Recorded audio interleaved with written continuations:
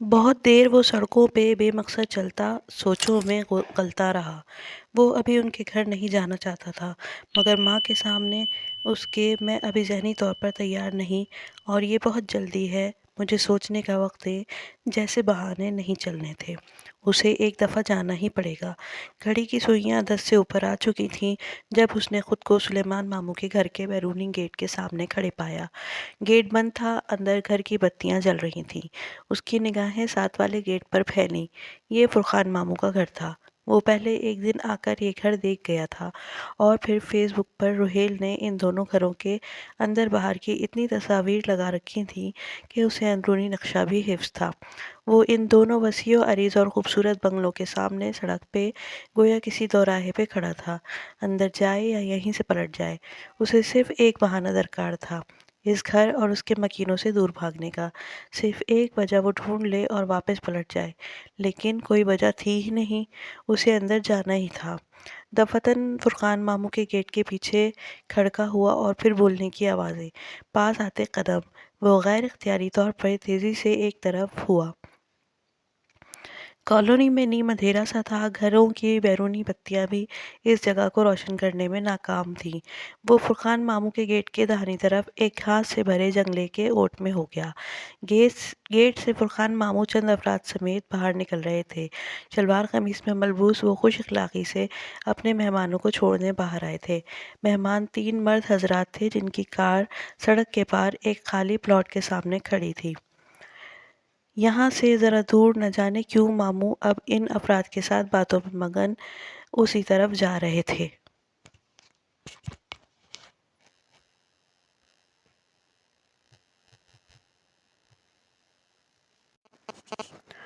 پیچھے گیٹ کھلا رہ گیا تھا، گارڈ چوکیدار فی الوقت کوئی بھی نہ تھا۔ شادی قریب تھی، سو مصروفیت نے ملازموں کو بھی گھیر رکھا ہوگا۔ وہ اندھیری جگہ پر دم ساندھے کھڑا فرقان ماموں کو دیکھتا رہا۔ دل میں ایک عجیب سی ہوک اٹھی تھی، پرانی باتیں پھر سے یاد آنے لگی تھی۔ اس نے بے اختیار سر جھٹکا اور جیسے امڑتی یادوں کو رفع کرنا چاہا۔ ماموں اب اپنے مہمانوں کو گاڑی کے ساتھ کھڑے ان سے کچھ کہہ رہے تھے۔ اسے یوں وقت ضائع ہونے پہ الجھن ہو رہی تھی۔ چند منٹ تو وہ کھڑا رہا، مگر جب اسے لگا کہ ماموں اور ان کے مہمانوں کی گفتگو لمبی ہوتی جا رہی ہے تو وہ جنگلے کے عقب سے نکل آیا۔ وہ لوگ بہت دور تو نہیں تھے، البتہ ایسے رخ سے کھڑے تھے کہ کسی کا بھی چہرہ گیٹ کی جانب نہیں تھا۔ وہ فرقان ماموں کا سامنا کیے بغیر اندر جانا چاہتا تھا۔ کیا حرج تھا اگر وہ یوں ہی اندر داخل ہو جائے؟ فرقان ماموں کو متوجہ کرنا اور ان کے سوالات کا جواب دینا، نہیں ابھی نہیں۔ بہت آرام اور آہستہ سے وہ کھلے گیٹ کے اندر چلا آیا۔ سردی بڑھ گئی تھی، لان خالی تھا، سب اندر تھے۔ اس نے گردن ادھر ادھر گھما کر درمیانی دروازہ تلاش کیا۔ وہ سامنے ہی تھا، اس پہ گھنٹی لگی تھی، لیکن پہلے اس نے دروازہ دھکیلا تو وہ کھل گیا۔ اسے جانا تو سلیمان ماموں کی طرف تھا، سو ادھر رکنا بے سود تھا۔ وہ دروازے سے گزر کر سلیمان ماموں کے لان میں داخل ہو گیا۔ اتنے برسوں سے بنا اجازت دوسروں کے گھروں، لاکرز، موبائلز اور ای میلز میں خاموشی سے داخل ہونے اور نکلنے کی عادت کے باوجود وہ آفیشل کام کے بغیر ٹریس پاسنگ نہیں کیا کرتا تھا۔ اب بھی یہ کرتے وقت اس کے ذہن میں یہی بات تھی کہ وہ اس کے ماموں کا نہیں بلکہ سسر کا بھی گھر ہے۔ اندر جا کر وہ بتا دے گا کہ وہ کس طرح داخل ہوا۔ بات ختم۔ سلیمان ماموں کا ہرا بھرا لان بھی سنسان اور سرد پڑا تھا۔ اسے پچھتاوا ہوا کہ اس نے پھول اٹھانے کا تکلف کیوں کیا، خواہ مخواہ ایک بوجھ اٹھائے پھر رہا ہے۔ اس نے گلدستہ لان کی میز پہ رکھ دیا اور خود گھر کے داخلی دروازے کے سامنے آ کھڑا ہوا۔ گھنٹی باہر گیٹ پہ تھی، اندر داخلی دروازے پہ نہیں۔ اب کیا صرف دروازہ کھٹکھٹانے پہ کوئی باہر نکلے گا؟ بہت تذبذب سے اس نے داخلی دروازے پہ دستک دی، البتہ وہ خود بھی جانتا تھا کہ اندر کمروں میں موجود افراد اس وقت یہ دستک نہیں سن پائیں گے۔ وہ جان بوجھ کر اس طرح کرتا رہا تاکہ اسے ان سے ملنا نہ پڑے اور وہ کہہ سکے کہ ممی میں گیا تھا مگر آپ کے بھائیوں نے دروازہ ہی نہیں کھولا، میں کیا کرتا، سو واپس آ گیا۔ حسب توقع دروازہ کسی نے نہیں کھولا۔ وہ سرد پڑتے ہاتھ جیکٹ کی جیبوں میں ڈالے گھر کی دیوار کے ساتھ ساتھ چلتے یوں ہی جائزہ لینے لگا، اس گھر میں کون کون ہے، مہمان بھی آئے ہوں گے شادی کے، کوئی جاگ رہا ہے یا نہیں، ایسی ہی باتوں کا سرسری سا معلوم کرنے وہ گھر کو گھوم پھر کر دیکھنے لگا۔ تمام کھڑکیاں بند تھیں، البتہ لان کے دائنی رخ پر کھلتی ایک کھڑکی کے 2 شیشے کے پٹ کھلے تھے۔ اتنی سردی میں کون کھڑکی کھول کر بیٹھا ہے؟ اچنبھے سے بھویں سکیڑ کے اسی طرف آیا۔ شیشے کھلے تھے، البتہ جالی بند تھی۔ اس کے پیچھے پردے بھی گرے تھے۔ وہ پردوں کے درمیان ایک درج سی تھی جس سے کمرے کا منظر دکھائی دے رہا تھا۔ یہاں وہ عادت سے مجبور تھا۔ نچلا لب دانت سے دبائے اس نے احتیاط سے گردن ذرا اونچی کر کے اندر دیکھا۔ کمرے میں مدھم روشنی پھیلی تھی، صرف ایک ہی بلب جل رہا تھا۔ روشنی کا دوسرا منبع بیڈ کے تکیے پر رکھا لیپ ٹاپ تھا، جس کے سامنے وہ کوہنیوں کے بل اوندھی لیٹی تھی۔ اسکرین کی روشنی اس کے چہرے کو چمکا رہی تھی۔ وہ تھوڑی تلے ہتھیلی رکھے دوسرے ہاتھ کی انگلی لیپ ٹاپ کے ٹچ پیڈ پر پھیر رہی تھی۔ یہ وہی تھی جس کو اس نے دوپہر میں دیکھا تھا۔ اس نے وہی سیاہ لباس پہن رکھا تھا، سلکی بال، ملائی سے بنی جلد، اس کی کزن، اس کی بیوی۔ کیسا عجیب رشتہ تھا کہ دل میں کوئی احساس نہیں جاگتا تھا، نہ ہی اس سے ملنے کی کوئی خواہش تھی۔ نہ جانے کیوں وہ مایوس ہوا تھا۔ جس طرح لوگ مڑ مڑ کر اسے ہوٹل کی لابی میں دیکھ رہے تھے، اسے وہ سب کچھ ناگوار لگا تھا۔ گو کہ اس کا لباس ایسا نہ تھا، آستین پوری تھی، قمیص لمبی تھی، نیچے کھلا ٹراؤزر تھا، مگر اس کے کپڑوں کی فال ہی کچھ ایسی تھی اور کچھ اس کا انداز کہ وہ توجہ کھینچتے تھے۔ اسے ایسی لڑکیاں کبھی بھی اچھی نہیں لگتی تھیں۔ اسے یہ لڑکی بھی قطعاً اچھی نہیں لگی تھی۔ رات کی مقدس خاموشی میں بٹنوں کی آواز نے ارتعاش پیدا کیا تو وہ چونکا۔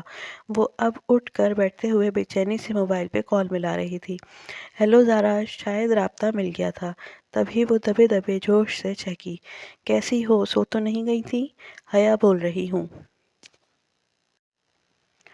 جیہان نے سوچا وہ کیوں سردی میں کھڑا کسی کے کمرے میں جھانک رہا ہے۔ اس کو ممی نے ماموں وغیرہ کے سارے نمبرز تو دے رکھے تھے، پھر وہ انہیں کال کر کے بتا کیوں نہیں رہا کہ وہ ان کے گھر آ چکا ہے؟ اگر اس کی نیت اندر جانے کی ہوتی تو وہ لاک توڑ کر بھی اندر داخل ہو جاتا۔ بات ساری نیت کی تھی۔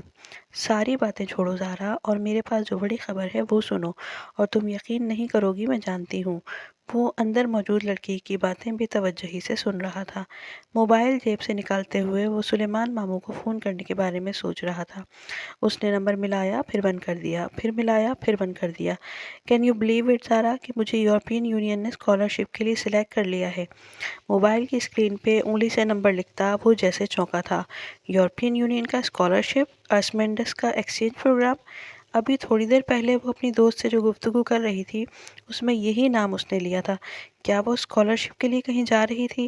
اس نے موبائل واپس جیب میں ڈالا، اس کی ساری حسیات اندر ہوتی گفتگو پر لگ گئیں۔ نہیں، اسپین کی ڈوئسٹو نہیں، بلکہ ترکی کی سبانجی یونیورسٹی نے ہمیں سلیکٹ کیا ہے، اور اب ہم ایک سیمسٹر پڑھنے 5 ماہ کے لیے استنبول جا رہے ہیں۔ باہر سردی اور تاریکی میں کھڑکی کے ساتھ کھڑے جہان کو محسوس ہوا کسی نے اس کا سانس روک دیا ہو۔ ترکی، استنبول، 5 ماہ! اس نے بے یقینی سے پردوں کی درد سے جھلکتے منظر کو دیکھا۔ اس کا دماغ جیسے سن ہو گیا تھا۔ وہ اب اپنی دوست کو سبانجی میں ہیڈ اسکارف پہ پابندی کے بارے میں بتا رہی تھی۔ اس کی توجہ پھر بھٹک گئی۔ اسے لگا اسے پیشانی پہ پسینہ آ گیا ہے۔ جیکٹ کی آستین سے ماتھا صاف کرتے ہوئے وہ ذرا پیچھے کو ہوا تو ساتھ میں لگے گملوں سے ہاتھ ٹکرایا۔ بے خیالی میں ہونے والے اس عمل سے گملہ لڑک گیا۔ نیچے گھاس تھی اس لیے وہ ٹوٹا نہیں، مگر پتوں کی ہلکی سی کھڑکھڑاہٹ بھی اندر سنائی دی تھی۔ تبھی اس نے لڑکی کو چونک کر کھڑکی کی طرف دیکھتے ہوئے دیکھا۔ وہ بہت احتیاط سے ایک طرف ہو گیا۔ وہ اتنی بے وقوف یا لاپرواہ نہیں تھی، اس کی حسیات کافی تیز تھیں۔ اسے اب یہاں سے چلے جانا چاہیے، اس سے قبل کہ وہ پکڑا جائے۔ ابا نے مجھے کبھی اسکارف لینے یا سر ڈھکنے پہ مجبور نہیں کیا۔ Thank God! وہ کھڑکی کی طرف نہیں آئی، بلکہ سلسلہ کلام وہیں سے جوڑے کہنے لگی۔ وہ دوسری دفعہ چونکا تھا۔ Thank God! اس بات پہ تھینک گاڈ کہ اس کے باپ نے کبھی اسے سر ڈھکنے کا نہیں کہا۔ عجیب لڑکی تھی یہ۔ چند لمحوں میں اس نے فیصلہ کر لیا کہ اسے کیا کرنا ہے۔ اسے اندر نہیں جانا ہے، اسے ان لوگوں سے ابھی نہیں ملنا ہے۔ اسے پہلے اپنی بیوی سے بات کرنی ہوگی۔ اسے ان سے ملنے اور ان کو اپنی طرف سے کوئی بھی امید دلانے سے قبل اس لڑکی کو جاننا اور اعتماد میں لینا ہوگا۔ یہ اس لیے بھی ضروری تھا کہ کسی نہ کسی طرح اسے ترکی کا اسکالرشپ حاصل کرنے سے روکنا ہے۔ اللہ اللہ، اگر وہ ترکی آ گئی تو وہ بری طرح پھنس جائے گا۔ کیسے سنبھالے گا وہ سب کچھ؟ اس نے گردن موڑ کر لان کی میز پہ رکھے گلدستے کو دیکھا، پھر کچھ سوچ کر جیب سے لفافوں کا بنڈل نکالا۔ وہ لفافہ جس پر ایک روز قبل کی مہر درج تھی، اس نے وہ علیحدہ کیا، پھر اندرونی جیب سے پین نکالا۔ چند لمحے سوچتا رہا، پھر لفافے کے اندر رکھا چوکور سفید موٹا کاغذ باہر نکالا اور اس پہ لکھا، ویلکم ٹو سبحان جی۔ یہ اسے چونکانے کے لیے بہت ہوگا۔ کسی اور مقصد کے لیے گئے لفافے پہ اس کا نام لکھ کر اس نے ٹھیک سے اسے بند کیا۔ اندر وہ ابھی تک اپنی دوست کو پرسوں ہونے والی مہندی کے بارے میں بتا رہی تھی۔ وہ دبے قدموں چلتا لان میں رکھی کرسیوں تک آیا، میز پہ رکھا بوکے اٹھایا اور متلاشی نظروں سے گھر کو دیکھا۔ کدھر رکھے وہ اس کو؟ کوئی ایسی جگہ ہو جہاں سب سے پہلے حیا دیکھے، اس کے ماں باپ نہیں۔ حیا، یہ نام بھی کتنا غیر مانوس سا تھا۔ اسے یہ گھر کے اندر رکھنا چاہیے۔ کچن کا ایک دروازہ عموماً باہر کی طرف کھلتا ہے، شاید وہ کھلا ہو، یہی سوچ کر وہ گھوم کر گھر کی دوسری طرف آیا۔ کچن کا بیرونی دروازہ بند تھا، لیکن ایک کھڑکی جو باہر کی طرف کھلتی تھی، اس میں سے وہ یہ بوکے اندر رکھ سکتا تھا۔ کھڑکی اس طرح سے بنی تھی کہ باہر کی طرف شیشے کے پٹ تھے اور اندر کی طرف گرل تھی۔ گرل کا ڈیزائن کچھ ایسا تھا کہ وہ بوکے اس کے اندر سے گزار کر کاؤنٹر پہ رکھا جا سکتا تھا، لیکن اس کے لیے پہلے شیشے کے پٹ کو کھولنا ہوگا۔